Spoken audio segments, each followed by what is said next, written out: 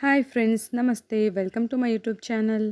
ಇವತ್ತು ನಾನು ಒಂದು ಕ್ವಿಕ್ಕಾಗಿ ಟೊಮೆಟೊ ಕಾಯಿ ಚಟ್ನಿನ ಹೇಗೆ ಮಾಡೋದು ಅಂತ ತೋರಿಸ್ತೀನಿ. ಅದಕ್ಕೆ 5 ಟೊಮೆಟೊ ಕಾಯಿನ ತಗೊಳ್ತಾ ಇದ್ದೀನಿ. ಅದನ್ನೇ ಚೆನ್ನಾಗಿ ತೊಳ್ಕೊಂಡು ಇಟ್ಕೋಬೇಕು.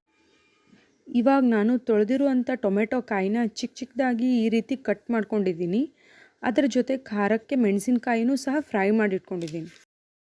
ಇವಾಗ ನಾನಿಲ್ಲಿ ಒಂದು ಕಡಾಯಿನ ಕಾಯಕ್ಕಿಟ್ಕೊಂಡು ಅದಕ್ಕೆ 2 ಸ್ಪೂನ್ನಷ್ಟು ಕಡಲೆಬೇಳೆ ಹಾಗೂ 1 ಸ್ಪೂನ್ನಷ್ಟು ಉದ್ದಿನಬೇಳೆನ ಹಾಕ್ಕೊಂಡು ಫ್ರೈ ಮಾಡ್ಕೊಳ್ತಿದ್ದೀನಿ.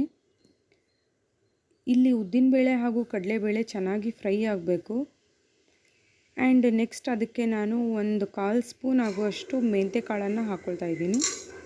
ಉದ್ದಿನಬೇಳೆ, ಕಡಲೆಬೇಳೆ ಹಾಗೂ ಮೆಂತ್ಯ ಎಲ್ಲ ಚೆನ್ನಾಗಿ ಗೋಲ್ಡನ್ ಬ್ರೌನ್ ಕಲರ್ ಬರುವಷ್ಟು ಫ್ರೈ ಆಗಬೇಕು. ಇವಾಗ ನಾನಿಲ್ಲಿ ಒಂದು ಪ್ಯಾನ್ಗೆ ನಾನು ಆವಾಗಲೇ ಕಟ್ ಮಾಡಿ ಇಟ್ಕೊಂಡಿರೋವಂಥ ಟೊಮೆಟೊನ ಹಾಕ್ಕೊಳ್ತಾ ಇದ್ದೀನಿ. ಅದಕ್ಕೆ 2 ಸ್ಪೂನ್ನಷ್ಟು ಎಣ್ಣೆನ ಹಾಕ್ಕೊಂಡು ಫ್ರೈ ಮಾಡ್ಕೊಳ್ತಿದ್ದೀನಿ. ಟೊಮೆಟೊ ಮೆತ್ತಗಾಗೋವರೆಗೂ ಫ್ರೈ ಮಾಡಬೇಕು ಮತ್ತು ಅದು ಬ್ರೌನ್ ಕಲರ್ಗೆ ಬರುತ್ತೆ, ಅಲ್ಲಿವರೆಗೂ ಫ್ರೈ ಮಾಡಬೇಕು.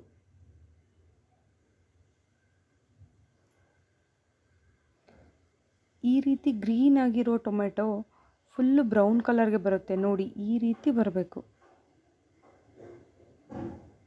ಈ ರೀತಿ ಫುಲ್ಲು ಕಲರ್ ಚೇಂಜ್ ಆಗಬೇಕು. ಅದು ಇಷ್ಟಾದರೆ ಸಾಕು. ಅದಕ್ಕೆ 2 ಬೆಳ್ಳುಳ್ಳಿನ ಹಾಕ್ಕೊಂಡು ಫ್ರೈ ಮಾಡ್ಕೊಳ್ಬೇಕು. ನೆಕ್ಸ್ಟ್ ಇಲ್ಲಿ ಒಂದು ಮಿಕ್ಸಿ ಜಾರ್ಗೆ ನಾವು ಆವಾಗಲೇ ಫ್ರೈ ಮಾಡಿ ಇಟ್ಕೊಂಡಿರೋಂತಹ ಕಡಲೆಬೇಳೆ, ಉದ್ದಿನಬೇಳೆ, ಮೆಂತ್ಯನ ಹಾಕ್ಕೊಂಡು ಅದ್ರ ಜೊತೆ ಒಂದು 1/2 ಸ್ಪೂನ್ ಆಗುವಷ್ಟು ಜೀರಿಗೆನ ಹಾಕ್ಕೊಂಡು ಗ್ರೈಂಡ್ ಮಾಡ್ಕೋಬೇಕು. ಈ ರೀತಿ ಮೊದಲೇ ಗ್ರೈಂಡ್ ಮಾಡ್ಕೊಳ್ತಿರೋದು ಯಾಕೆ ಅಂದರೆ ಚಟ್ನಿ ಮಾಡಿದಾಗ ಅದು ಕಾಳು ಕಾಳಾಗಿ ಸಿಗಬಾರ್ದು ಅಂತ ಅಷ್ಟೇ. ನೆಕ್ಸ್ಟ್ ತಣ್ಣಗಾಗಿರೋಂಥ ಟೊಮೆಟೊನೂ ಹಾಕ್ಕೋಬೇಕು. ಅದ್ರ ಜೊತೆ ಕೊತ್ತಂಬರಿ, ಕರಿಬೇವು ಹಾಗೆ ಶುಂಠಿನೂ ಹಾಕ್ಕೋಬೇಕು.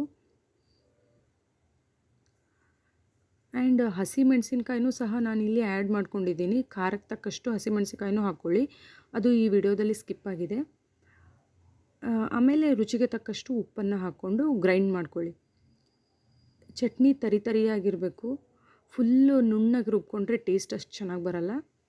ಸ್ವಲ್ಪ ತರಿಯಾಗಿಯೇ ರುಬ್ಕೊಳ್ಳಿ, ಅಂದರೆ ಚೆನ್ನಾಗಿರುತ್ತೆ. ಇದು ತುಂಬ ಈಸಿ ಆ್ಯಂಡ್ ಸಿಂಪಲ್ಲಾಗಿ ಮಾಡುವಂಥ ರೆಸಿಪಿ.